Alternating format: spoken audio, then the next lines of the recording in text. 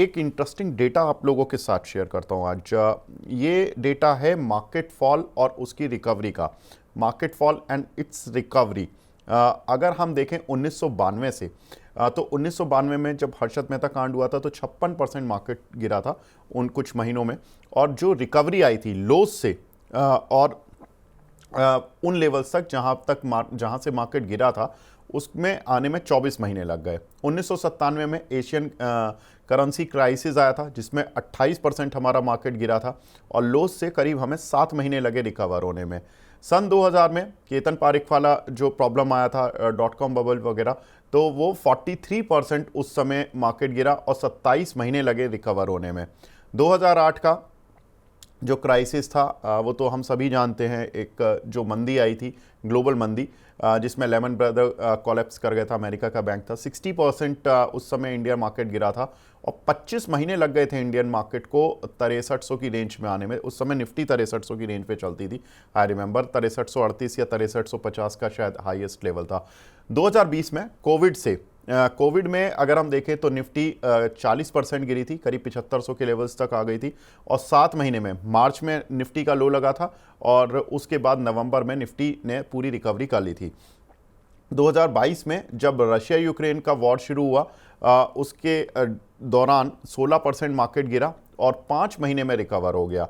2023 में जब अदानी और हिंडनबर्ग का प्रॉब्लम आया था, उससे पहले से ही थोड़ा मार्केट गिरने लगा था, लेकिन जब अदानी हिंडनबर्ग का फियास्को आया तो उसके बाद मार्केट और तेजी से गिरा और उस समय 11% मार्केट गिरा और 3 महीने में रिकवर हो गया। इस बार सितंबर से मार्केट गिर रहा है और अभी तक 2025 में हम मार्च को पूरा कर चुके हैं, अप्रैल में खड़े हुए हैं। 17% मार्केट अपने हाई से गिर चुका है 26,277 से। अब ये कितने महीने लगाएगा रिकवरी में, विनीत सर से पूछता हूँ। विनीत सर, कितने महीने लग जाएंगे इस बार? सर हमें ना बहुत एक करेक्शन एंड होने के दस्तावेज हमें आ रहे हैं जहां से हम देख सकते हैं कि एक मल्टी मंथ रिकवरी आ जाएंगी। 35 to 40% रिकवरी आ सकती है ऑफ द फॉल। एंड उसके बाद में हमें और एक डिप देखने को मिलेगा somewhere in August September which will take the market into December down. तो एक अच्छी खासी ट्रेडिंग अपॉर्चुनिटी बनने वाली है आने वाले कई दिनों। जी, तो सर ट्रेडिंग अपॉर्चुनिटी बनेगी या मतलब इन लेवल्स पर अगर मैं कोविड से देखूं सर, तो कोविड के बाद 2020 के बाद अगर परसेंटेज टर्म में देखें तो one of the biggest fall ये पिछले 5-6 महीने में हमें देखने के लिए मिला, क्योंकि रशिया यूक्रेन युद्ध के समय पे 16%, अदानी के समय पर 11% और अब 2024 से 25 के बीच में 17%। तो this is the highest one जो कि 17% गिरा है। लेकिन उस समय पर हम 5 महीने और 3 महीने में ही रिकवर कर गए थे। सर, जिस दिन कोई ये खबर आ गई कि इंडिया ने ट्रेड डील कर ली, ऐसा तो नहीं कि ये भी हम भी 2-3 महीने में वहीं पहुंच जाए, 26,277 पार कर दें? ऐसी सिचुएशन लगती है आपको? देखिए, बहुत मूविंग पार्ट्स है वर्ल्ड इकोनॉमी में। और कोई भी चीज डिग्री ऑफ कॉन्फिडेंस में कहने के लिए ना मेरे पास अभी इतने सारे ठोक दावे नहीं है।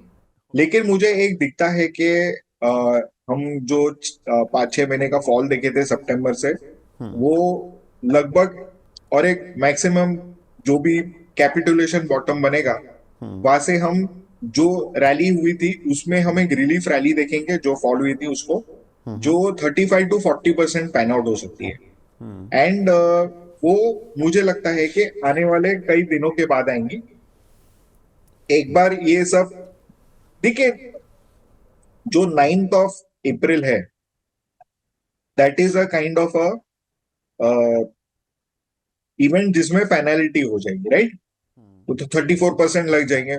उसके बाद में आपको एक आध महीने में समझ ही जाएगा कि क्या हो रहा है मार्केट में। और मार्केट बहुत दूरदृष्टि रखता है, डिस्काउंट कर लेता है इवेंट्स को पहले। तो हमें लगता है कि 9 तारीख के बाद में की इवेंट और थोड़े 4-5 दिन बाद हम उसके बाद में पैसा डिप्लॉय करना चालू कर सकते हैं इन गिने चुने सेक्टर में।